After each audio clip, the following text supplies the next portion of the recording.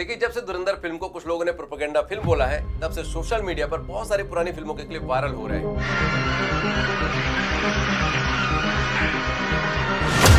अभी ईरानी और पाकिस्तान की डेमोक्रेसी दोनों ही खतरे में है।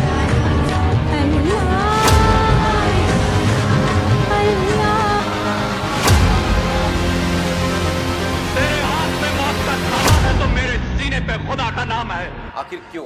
क्या इन पुरानी फिल्मों के जरिए धुरंधर के नेगेटिव पीआर को दबाने की कोशिश की जा रही है, या फिर पुरानी फिल्मों में कुछ ऐसा दिखाया गया था जो लोगों को अब समझ में आ रहा है? आखिर क्या है सोशल मीडिया पर वायरल हो रहे पुरानी फिल्मों की क्लिप की रियल सच्चाई? तो आज के वीडियो में हम उसको अनबॉक्स करने की कोशिश करेंगे, तो वीडियो को अंत तक जरूर देखिएगा। तो सबसे पहले बात करते हैं फिल्म गंगा के सौगंध की। और अब अगर इस फिल्म के कोर पॉइंट को समझेंगे तो इस फिल्म में मेन 6 कैरेक्टर है। एक पंडित जो फिल्म में धर्म का धंधा करता है, एक ठाकुर जो गांव वालों का शोषण करता है, एक बनिया जो गांव वालों को लूटता है, और एक शेड्यूल कास्ट का मोची कल्लू जिसको पंडित, बनिया और ठाकुर मिलकर परेशान करते हैं। और इसमें एक कैरेक्टर है शेख साहब का, जो बहुत अच्छे हैं, जो ऊंच नीच जाति से परे है। और जो हीरो यानी कि महानायक बच्चन जी है इस फिल्म में, उसे एक सेकुलर इंसान दिखाया जाता है जो कि सिर्फ प्रेम की भाषा समझता है। देखिए, कोई भी फिल्म के पीछे की अगर मंशा को समझना है कि वो फिल्म आखिर कहना क्या चाहती है, तो सबसे पहले उस फिल्म के डायरेक्टर और राइटर की विचारधारा को समझना पड़ेगा, जिसके बारे में हम आगे बात करेंगे। लेकिन उससे पहले कुली फिल्म का ये सीन देखिए।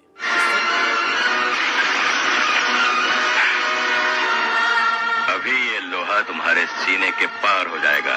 हम मजदूरों का सीना लोहे की दीवार है और ये हमारे हथियार है।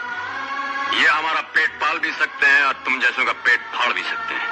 सीन को अगर आप गौर से देखेंगे तो इसमें जो विलेन है उसके हाथ में त्रिशूल है और हीरो के हाथ में हंसिया और हथौड़ा। और अब ये हंसिया हथौड़ा वाला कॉन्सेप्ट क्या है, इसको इतना कैमरा जूम करके क्यों दिखाया गया इस फिल्म में, इसको भी आगे एक्सप्लेन करूंगा। उससे पहले कुली फिल्म का ये वाला जो सीन है, उससे पहले आप लोग देखिए। तेरे हाथ में मौत का सामान है तो मेरे सीने पे खुदा का नाम है। देखते ही ये चादर मुझे बचाती है या कफन बन के मुझे कब्र तक पहुंचा देती है। खैर, इसके अलावा दीवार, उसमें भी अमिताभ बच्चन को नास्तिक दिखाया जाता है। एक ऐसा नास्तिक जो मंदिरों की सीढ़ियों पर इसलिए नहीं चढ़ता क्योंकि उसको भगवान पर से भरोसा उठ जाता है। लेकिन साथ में काम करने वाला एक मजदूर जब उसके हाथ में बंधे बिल्ला नंबर 786 के बारे में बताता है, तो दूसरे ही पल वो नायक यानी कि महान बच्चन साहब उस बिल्ले को सजदा करने लगते हैं। और इसी तरह एक फिल्म आई थी साल 1982 में, नाम था बेमिसाल, जिसमें अमिताभ बच्चन विनोद मेहरा और राखी जी को समझाते हुए कहते हैं, जितने भी हिल स्टेशन हैं, सब के सब अंग्रेजों ने डिस्कवर किए थे। एक कश्मीरी है जिसे मुगलों ने डिस्कवर किया। अच्छा, हाँ। अब इससे पहले कि अमिताभ बच्चन जी के बारे में कुछ राय बनाकर कमेंट्स बॉक्स में आप लोग उनके लिए अपशब्द का प्रयोग करें, उससे पहले दूसरी फिल्मों के क्लिप भी आप लोग देख लीजिए जो सोशल मीडिया पर वायरल हो रहे हैं।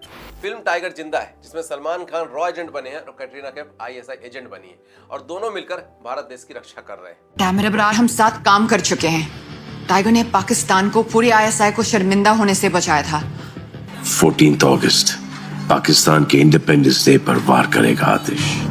पीएम ईरानी और पाकिस्तान की डेमोक्रेसी दोनों ही खतरे में है। अब ISI जो कि एक पाकिस्तानी आतंकवादी संगठन है, उसको एक देशभक्त ऑर्गेनाइजेशन बताने की थ्योरी कहां से निकली, किसकी है, उसको भी आगे बताता हूं। उससे पहले कल हो ना हो वाला ये वायरल क्लिप भी देखिए, जहां शाहरुख खान सरस्वती पूजा को एक टॉर्चर सॉन्ग कहता है और फिर बाद में वही लोग अल्लाह अल्लाह सॉन्ग गा रहे हैं। ये क्या है? ओह वाह, न्यूयॉर्क में भिखारी कहाँ से आ गए? हाय रब्बा, की हो रहा? अच्छा, तो सरस्वती जी की पूजा कर रहे थी। तो सरस्वती जी की पूजा नहीं, सरस्वती जी को टॉर्चर कर रहे हो आप लोग।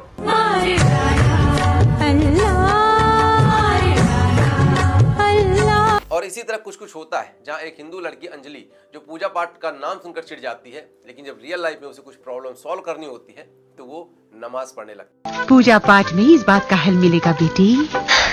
ओ कम ऑन दादी। अल्लाहू अकबर।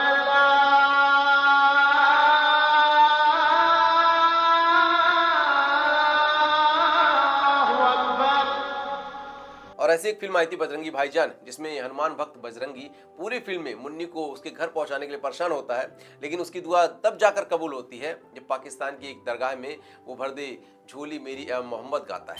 और ऐसी एक दो नहीं बल्कि सैकड़ों फिल्में हैं जिसके क्लिप आज सोशल मीडिया पर डालकर लोग पूछ रहे हैं कि अगर धुरंधर प्रोपेगेंडा है तो ये सब फिल्में क्या है।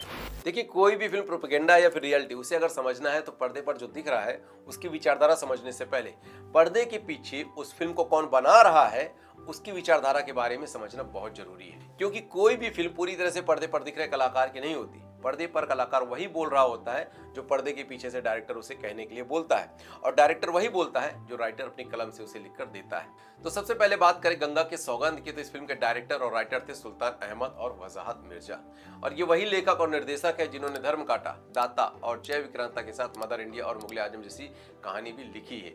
और अगर इनकी विचारधारा के बारे में बात करें तो जनाब उसी वामपंथी विचारधारा से प्रभावित थे जो आजकल कॉलेज कैंपस में और दिल्ली की सड़कों पर ब्राह्मणवाद और पूंजीवाद की कब्र खोदना चाहती है। और इसी तरह ऋषिकेश मुखर्जी जिन्होंने बेमिसाल फिल्म में कश्मीर को मुगलों की खोज बताई थी, उनकी आइडियोलॉजी भी उसी वामपंथी सोच से प्रभावित थी जो कश्मीर को भारत का हिस्सा मानता ही नहीं। और अब बात करें अगर फिल्म कुली की, तो फिल्म भले ही मनमोहन देसाई जी ने बनाया था, लेकिन संवाद कादर खान जी ने लिखे थे। और कादर खान की इस्लाम को लेकर और हिंदू धर्म को लेकर किस तरह की सोच रही होगी उसका अंदाजा आप इन 2 वीडियो क्लिप से लगा लीजिएगा। हमने ये सोचा है कि आज से इस गांव में कृष्ण लीला हम गोपियों के साथ दिल भर कर रचाएं। ये रहा मुकुट माथे पर, मोर पंख और ये बांसुरी और ही गोपी मटकती लटकती आ रही है इस तरफ।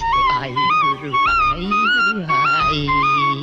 ओ मेरी राधा, ओ मेरी राधा, पकड़ा ऐसे चुम्मी लीजिए, आजा मेरी राधा। ला इलाहा इल्लल्लाह मोहम्मद रसूलुल्लाह कि दुनिया में इस पूरे आपकी जिंदगी में कोई इबादत के लायक है ही नहीं। कोई बादशाह हो, कोई भी कैसा भी हो, वो इबादत के लायक है ही नहीं, सिर्फ अल्लाह।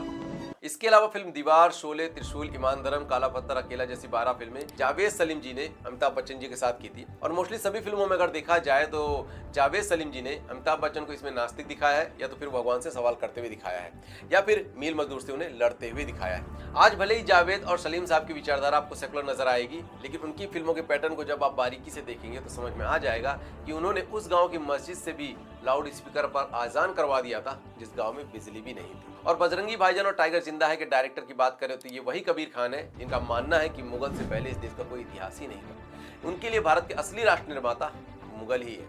इसके अलावा अनुराग कश्यप, विशाल भारद्वाज और अनुभव सिन्हा जैसे कई डायरेक्टर हैं जो अपनी कलम से इसी तरह का प्रोपेगेंडा अपनी फिल्मों के माध्यम से परोसते आए हैं। देखिए, आजादी के बाद सत्ता से लेकर शिक्षा और बॉलीवुड में जिन लोगों का कब्जा था उनकी सोच वामपंथी ही रही है, और उसी का नतीजा था कि पहले की फिल्मों में डाकुओं को ग्लोरीफाई किया जाता था, फिर अंडरवर्ल्ड के माफियाओं को ग्लोरीफाई किया गया, और फिर देश में आतंक का व्यापार करने वाले आतंकवादियों को ग्लोरीफाई किया जाने लगा। वामपंथी विचारधारा का मानना है कि कोई भी समानता और बराबरी क्रांति करके लड़कर ही हासिल की जा सकती है, और इसके लिए पहले समाज के बीच समानता और असमानता का जहर बोलती है, ऊंच नीच भेदभाव की कहानी बेचती है, और फिर आपस में लड़वाते हैं, और फिर ऐसा दिखाने की कोशिश करते हैं कि जैसे वो गरीबों और मजदूरों के हक की बात कर रहे हैं, लेकिन सच्चाई ये है कि ये सिर्फ लड़ने का दिखावा करते हैं। और यही कारण है इनकी फिल्में हमेशा आपको नक्सली और आतंकवादी को विक्टिम दिखाने वाली ही मिलेंगी। लेकिन कुछ सालों में जैसा कि अब पैटर्न बदला है, द कश्मीर फाइल्स फिल्म से शुरू हुआ ये सिलसिला अब केरला स्टोरी, बंगाल फाइल से होते हुए अब धुरंधर तक पहुंच चुकी है, जहां वामपंथियों के सारे एजेंडे अब खुलकर सामने आ रहे हैं। जिस तरह से धुरंधर फिल्म में न सिर्फ प्रो पाकिस्तानी नैरेटिव को तोड़ा गया है, बल्कि ISI के उस असली चेहरे को भी सामने लाकर रख दिया है, जिसे कबीर खान जैसे डायरेक्टर देशभक्त ऑर्गेनाइजेशन बताया करते थे। वो सारे लिबरल्स जिनकी दुकान इस नैरेटिव को बेचकर चल रही थी, वो बंद होने की कगार पर आ गई। और यही कारण है कि सोशल मीडिया पर उन सभी फिल्मों के क्लिप आज खुद लोग वायरल करके कह रहे हैं और पूछ रहे हैं कि अगर धुरंधर फिल्म प्रोपेगेंडा है तो फिर इन सारी फिल्मों को आप क्या कहेंगे। बाकी आप लोगों को क्या लगता है, असली प्रोपेगेंडा फिल्म आपकी नजरों में कौन सी है? और कमेंट्स करके अपनी सबसे फेवरेट प्रोपेगेंडा फिल्म का नाम जरूर बताइएगा।